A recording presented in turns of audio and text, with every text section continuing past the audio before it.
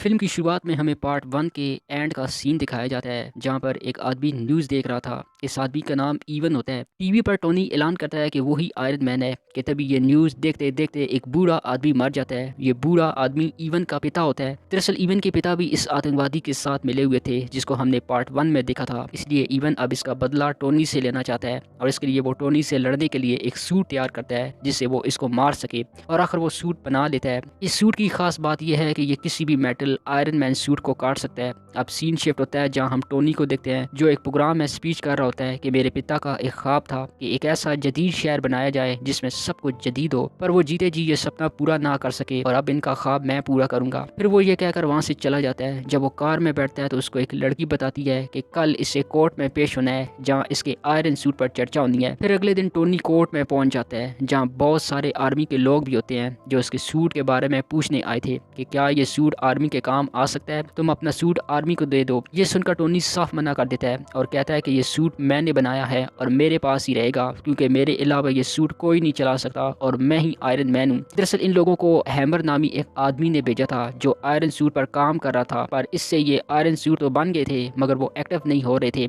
इसलिए वो टोनी के सूट की कॉपी करना चाहता था। यहाँ टोनी इस हैमर को वार्न करता है कि वो एक अनाड़ी है, कोई एक्सपर्ट नहीं। अगर इसने वो सूट एक्टिव कर भी लिए तो ये शांति के लिए खतरा होगा और वो फिर किसी के कंट्रोल में नहीं रहेंगे, इसलिए मैं इसे मना करता हूँ। ये सुनकर आर्मी के लोग टोनी की बात मान जाते हैं। अब हम फिर एवन को देखते हैं जो हथियार बना रहा था और वो बनकर तैयार हो जाता है। दूसरी तरफ टोनी भी अपने आयरन सूट को चेक कर रहा था। वो देखता है कि इसके आर रिएक्टर की वजह से इसके जिस्म में अजीब सा इन्फेक्शन फैलने लगा है और वो सोच में पड़ जाता है कि अगर मुझे कुछ हो गया तो ये कंपनी कौन चलाएगा। तभी इसकी वहाँ सेक्रेटरी पेपर पोर्ट आती है। तभी टोनी इसे अपनी कंपनी का CEO बना लेता है और साथ में इससे कहता है कि तुम्हें अब यह कंपनी चलानी होगी और वो अपने लिए एक और सेक्रेटरी रख लेता है जो बहुत खूबसूरत होती है। अब यहाँ से सीन शिफ्ट होता है जहाँ हम एक कार रेसिंग देखते हैं जिसमें टोनी ने भी हिस्सा लिया था। अब कार रेस शुरू हो जाती है। तभी इसके सामने एवन आ जाता है और टोनी की कार पर अपने सूट की पावर से हमला कर देता है जिससे कार के परखच्चे उड़ जाते हैं, मगर टोनी बच जाता है और ये नज़ारा टीवी पर लाइव पेपर पोर्ट भी देख रही होती है। और फिर वो टोनी के बॉडीगार्ड के साथ आयरन मैन सूट लेकर वहाँ पहुँच जाती है जहाँ एवन टोनी पर वार पे वार किए जा रहा था।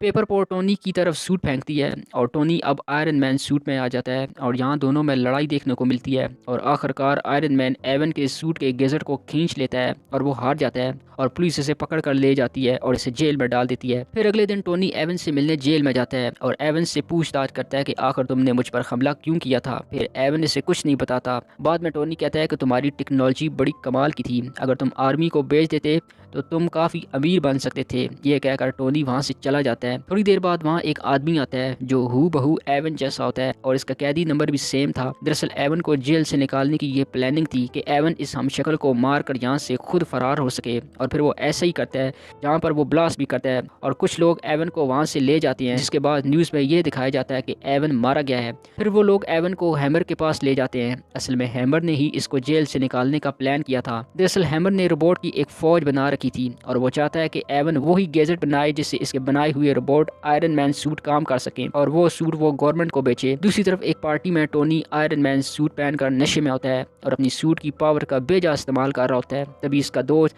जेम्स रोड्स आकर इसे ऐसा करने से रोकता है जिस पर दोनों में फाइट हो जाती है और आखिर में रोड्स इसका एक आयरन सूट लेकर चला जाता है। वैसे तो टोनी के सूट को इसकी मर्जी के बगैर कोई भी इसका आर्मर इस्तेमाल नहीं कर सकता था, मगर अपने इन्फेक्शन की मौत की डर से इसने अपने सिस्टम को रोड्स के लिए अनलॉक कर दिया था। क्योंकि रोडी आर्मी का एक ऑफिसर था इसलिए इसकी वजह से गवर्नमेंट को इसका सूट आकर मिल ही गया है। अब आर्मी वाले इस सूट को हैमर से अपडेट करवाते हैं। दूसरी तरफ एक आदमी टोनी से मिलता है और वो उससे बताता है कि इसकी नई असिस्टेंट असल में एक जासूस है जिसका असली नाम निताशा रोमन है और निक फ्यूरी ने ही निताशा को टोनी पर नजर रखने भेजा था क्योंकि कल रात पार्टी में वो उल्टी सीधी हरकतें कर रहा था और वो उससे बचाना चाहता है। और वो कहता है कि इसके पिता शील्ड के फाउंडिंग मेंबर थे, इसलिए शील्ड के पास इनका कुछ पुराना सामान था। वो टोनी को एक ब्रीफ केस देता है जिसमें इसके पिता का सीक्रेट वीडियो मैसेज था। अब इसकी मदद से टोनी अपने लिए एक जदीद आर रिएक्टर बना लेता है और साथ ही एक न्यू सूट बना लेता है। तभी टोनी को ईवन का फोन आता है और वो कहता है कि मैंने एक सूट बना लिया है, अब हम कल आमने सामने होंगे। वहीं दूसरी तरफ हैमर अपने आयरन मैन सूट के रोबोट को लॉन्च कर देता है, वो भी जदीद टेक्नोलॉजी के साथ। दूसरी तरफ टोनी समझ आता है कि एवन कुछ गलत करने वाला है, इसलिए वो हैमर के पास पहुंच जाता है और टोनी हैमर को कहता है कि एवन तुम्हारे साथ धोखा करने वाला है, वो तुम्हारे इस रोबोटिक आर्मी को